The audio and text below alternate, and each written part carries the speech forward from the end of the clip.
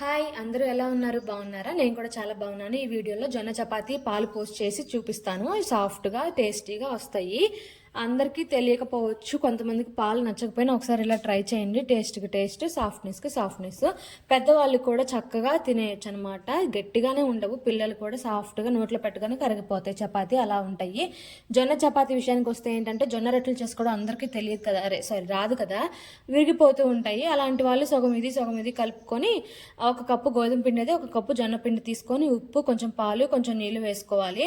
సాఫ్ట్గా నేను చూపించినట్టు కలుపుకొని కొంచెం సేపు నానబెడితే ఇలాగ మెత్తగా ఉంటాయన్నమాట చపాతీ. ఇంకా చపాతీ నేను చూపించినట్టుగా కలుపుకుంటే దానంతరకు అదే తిరుగుతుంది. అస్తమానం మనం పైకి తీసి రుద్దనక్కర్లేదు. కొంచెం అటు ఇటు పిండేసి రుద్దుకుంటే చాలా గుండ్రంగా కూడా వస్తాయి. దాని మీద ప్రెస్ చేయకూడదు అనమాట, గట్టిగా పైపైన రుద్దుతూ తర్వాత పిండి దులుపుకొని బాగా కాలిన పెన్నం మీద వేసుకొని అటు ఇటు నూనె కానీ నెయ్యి కానీ వేసుకొని కాల్చుకుంటే టేస్టీ హెల్తీ జొన్న చపాతీ రెడీ. Please subscribe.